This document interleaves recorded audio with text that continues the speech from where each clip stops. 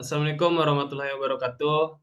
Baiklah, kami dari kelompok 5 akan menjelaskan tentang presentasi yang kami bikin yang berjudul Proses Pembuatan Baterai Seng Karbon. Baiklah, dengan anggota kelompok yang pertama itu Firman Adam Soleh, yang kedua Soeria Agus Fitra, dan yang ketiga Rangga Notfialdi. Eh, Baiklah, saya akan menjelaskan tentang latar belakang. Listrik digunakan secara luas hampir di seluruh aspek kehidupan, oleh karenanya memegang peran penting di dunia teknik. Namun, pada faktanya bahwa proses pembentukan dan penggunaan energi listrik biasanya berbanding lurus pada saat yang bersamaan. Dalam elektrokimia terdapat reaksi redoks yang dapat menimbulkan arus listrik. Alat penyimpan energi listrik itulah yang kemudian kita kenal dengan sebutan baterai. State of the art-nya, alat menyimpan energi listrik itulah yang kemudian kita kenal dengan nama aki, yang sering digunakan pada kendaraan seperti mobil dan motor. Aki adalah sebuah elemen sekunder yang merupakan sumber arus listrik searah yang dapat mengubah energi kimia menjadi energi listrik. Aki termasuk elemen elektrokimia yang dapat mempengaruhi zat bereaksinya sehingga disebut elemen sekunder. Aki ini merupakan bentuk awal mula sebelum adanya baterai seng karbon. Selanjutnya akan dijelaskan oleh rekan saya, Rangga. Baiklah, materi selanjutnya yaitu dasar teori.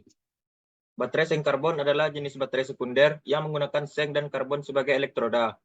Baterai ini terdiri dari dua elektroda utama, elektroda seng dan elektroda karbon, umumnya grafit, yang terendam dalam larutan asam sulfat sebagai elektrolit. Baterai seng karbon relatif murah dan umum digunakan dalam perangkat sederhana, seperti jam tangan, mainan, atau alat remote control.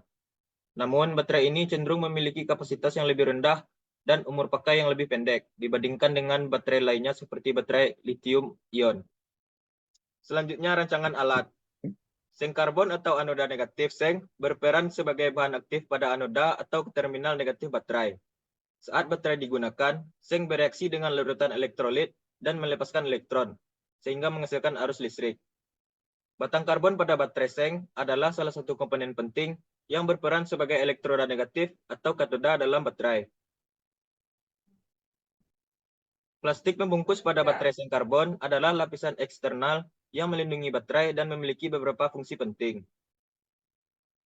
Cairan elektrolit pada baterai seng karbon adalah larutan kimia yang berperan penting dalam menghubungkan anoda seng dan katoda karbon serta memfasilitasi aliran ion dalam baterai. Terminal pada baterai seng karbon adalah bagian yang berfungsi sebagai penghubung antara baterai dan perangkat elektronik yang menggunakan daya dari baterai. Baiklah, saya kembalikan kepada moderator. Baiklah, untuk slide berikutnya akan dijelaskan oleh rekan saya, yaitu Firman. Kepada Firman, saya silakan. Nah, saya akan menjelaskan cara-cara pembuatan dari baterai seng karbon. Pertama, siapkan bahan-bahan yang diperlukan. Dua, bahan karbon berupa serbuk karbon, senyawa mangan, dan larutan elektron. Diaduk kurang lebih 20 menit sampai tercampur rata.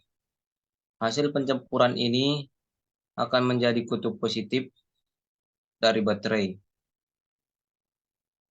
Tiga, masukkan hasil pencampuran tadi ke dalam tabung silinder dari logam dengan tinggi 50 mm dan diameter 7 mm yang berguna sebagai pembungkus baterai. Logam seng ini juga berfungsi sebagai pengantar arus negatif baterai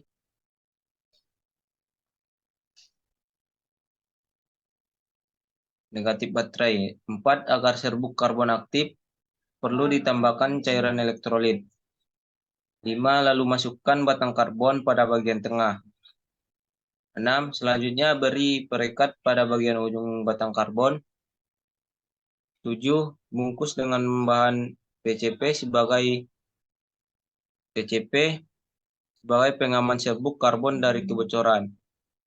8, pasangkan bagian metal plate yang terbuat dari logam berbahan baja dengan lapisan timah putih agar baterai dapat berkontak langsung dengan peralatan elektronik. 9 beri pembungkus pada baterai, 10 baterai siap untuk digunakan. Baiklah, untuk analisis biayanya ada sedikit analisis biaya. Untuk Pak pekerja tidak perlu kami kosongkan karena anggota kelompok bisa sendiri. Dan untuk alat dan bahan ada beberapa. Satu seng karbon, harganya 20.000 per satuannya. Isinya 400 mm kali 100 mm. Total harganya 20.000. Yang kedua batang karbon, untuk satuannya 260.000 dan isinya 10.000 mm. Dan ketiga plastik karbon, plastik pembungkus 4.000 per satuannya dan isi panjangnya 400 mm kali 150 mm dan totalnya 4.000. Dan yang kelima cairan elektrolit 8.000 per 1 liternya dan totalnya 8.000. Dan untuk terminalnya itu 200 perak per satuannya. Jadi total harga semuanya adalah 292 perak. Dan cukup sekian untuk presentasi saya kembalikan ke moderator. Baiklah, berakhirnya presentasi dari Firman tadi, maka berakhir pula presentasi kami. Saudara janggal, saya mohon maaf. Saya akhiri dengan wabillahi taufiq wal hidayah. Wassalamualaikum warahmatullahi wabarakatuh.